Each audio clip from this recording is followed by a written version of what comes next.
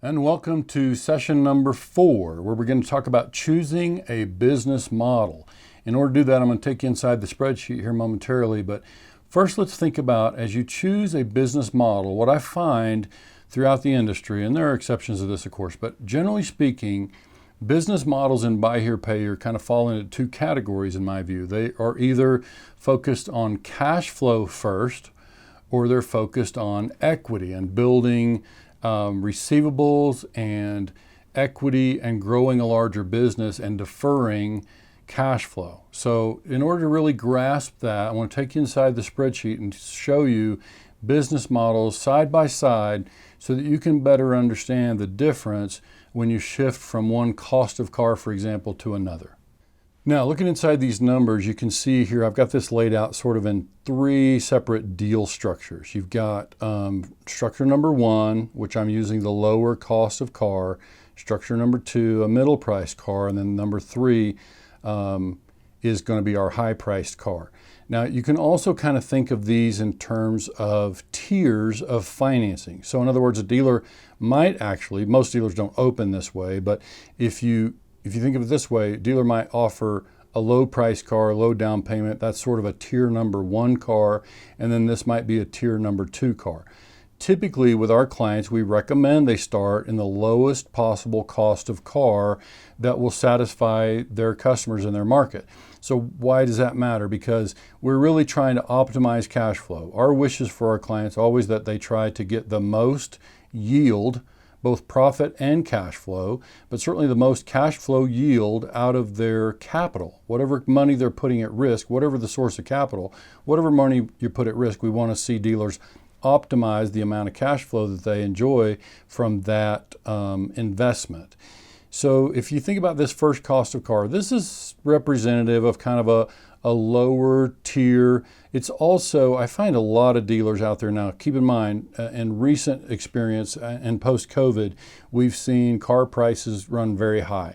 And used car prices are high, which affects all the buy here, pay here, and it's moved these tiers a little bit in different directions, but mostly up, of course. But we see that this cost of car is less, available. Maybe, for example, I can show you a cost of car that runs $5,000, and we could talk about doing, that kind of car. In which case, you would have a different selling price. If you're at a $5,000 cost car, you're probably up more like in a $99.95 price. You could even be maybe $10,995. We see that. So, that's kind of representative of a kind of a mainstream buy here, pay here, if you will. Now let's start to talk about, let's break down, and let's just focus on this tier number 1 or this lower cost structure first. At the prices I currently have loaded in there, $5,000 total reconditioned cost, selling price of $10,900, we've got a gross profit of $6,000. That's on a rate of return, that's 120%. So that's our profit divided by our cost, we're at about 120%. Now, if I leave that particular car at a $600 down, actually I'm going to try it at $800. That's the beautiful thing about having something like this where we can just change the numbers on the fly. At an $800 cost, or it's $800 down rather, and a $5,000 cost, we're now looking at a $4,200 cash and deal, or what we talked about earlier is our exposure. So now our gross to cash and deal ratio on that is 143%, our gross profit compared to our risk. And let's use a payment of total of $90 per week. Now we're at $390 per month equivalent. Our weeks to break out, that's 46 weeks. So you're somewhere in the range of 10 months. There it is, 10.8 months.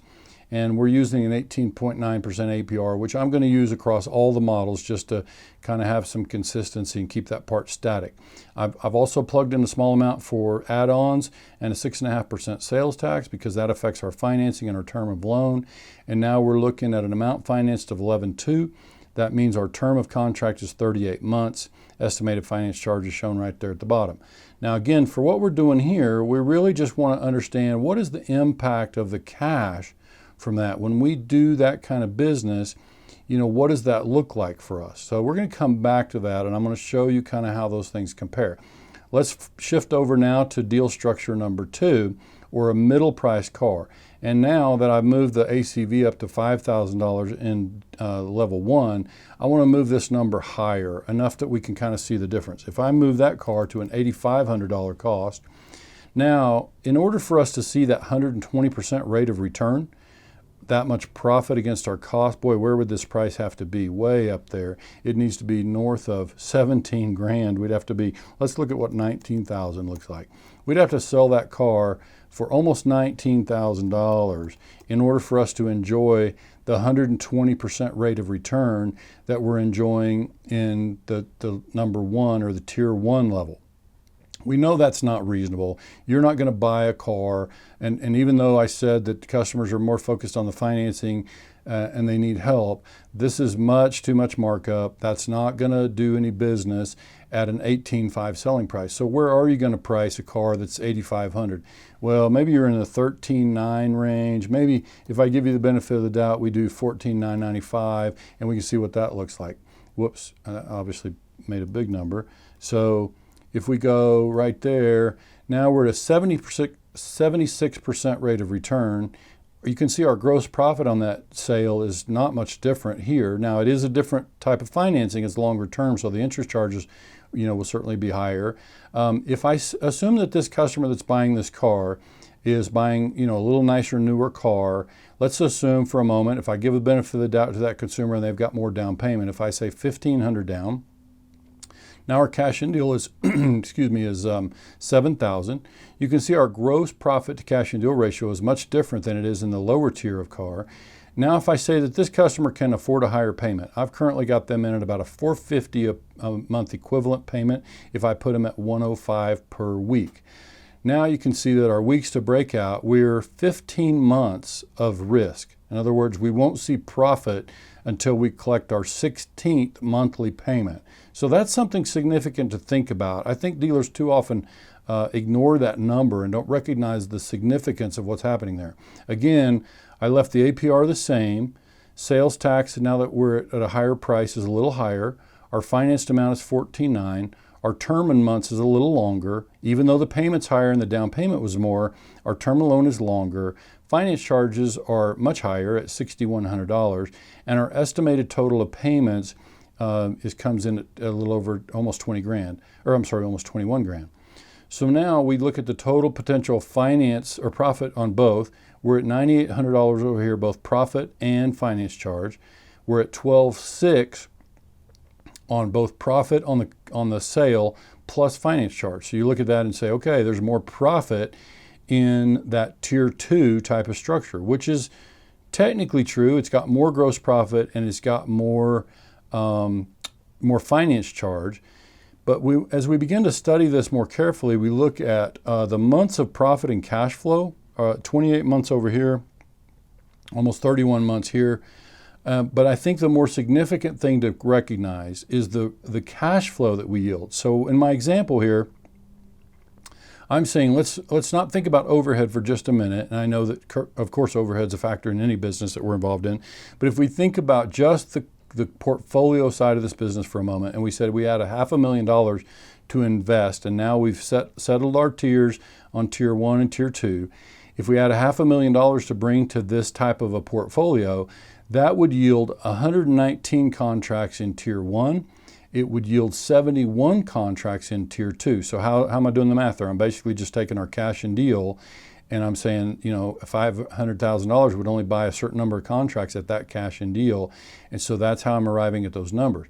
Now, the potential profit you can see that's created from there, the potential profit that I've yielded with that same amount of capital, even though it's more per contract over here on tier 2, my actual profit yield with the $500,000 is much higher in a tier 1 because I'm getting more contracts. I can buy more contracts and create more contracts with that same amount of money. So this is where you begin to see the difference. And the most significant line to me is this row number 46 down here at the bottom, because basically with that $500,000, we're able to buy 119 contracts, which translates into $46,000 in incoming payments. That's even at the lower payment. This customer's at a $390 payment, while the tier 2 customer is at a $455 payment. And with that factored in, I'm still generating more capital more monthly cash flow from the same amount of investment than I did over here in the tier 2. So this is where you begin to, if you really think about what's happened there, we were looking at more gross per contract. We had to wait longer to get our first dollar of profit on this contract. But what's more significant to me is the same amount of money that we invest yields more contracts, more profit, more cash flow monthly on the same amount of investment. So obviously that same math carries through. I'm not going to take you into tier 3. I think you can already see the pattern that we've created here. Tier 3, as you move up the cost of up the scale, then you're talking about delayed profitability or delayed cash flow.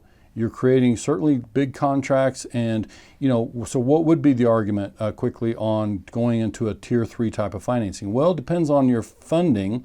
If you're selling this paper, that could be a factor, and what the buyers are willing to pay a high price for. If you're borrowing against this paper and your lender looks for a certain profile of collateral, that might be a factor in your access to capital. But if it's your own capital, and almost regardless of where it came from, line of credit or your own money, whatever, that $500,000, if you were looking purely from a cash flow standpoint, that $500,000 means $46,000 of cash flow versus $32,000, and so that becomes the big difference. And that's why we think about a cash flow focused business model versus an equity focused and delayed cash flow, delayed positive cash, and that becomes the difference. So that should give you some idea of the differences in an equity-driven versus cash flow-driven, and we definitely recommend to our clients that they focus on getting into positive cash flow as quickly as possible.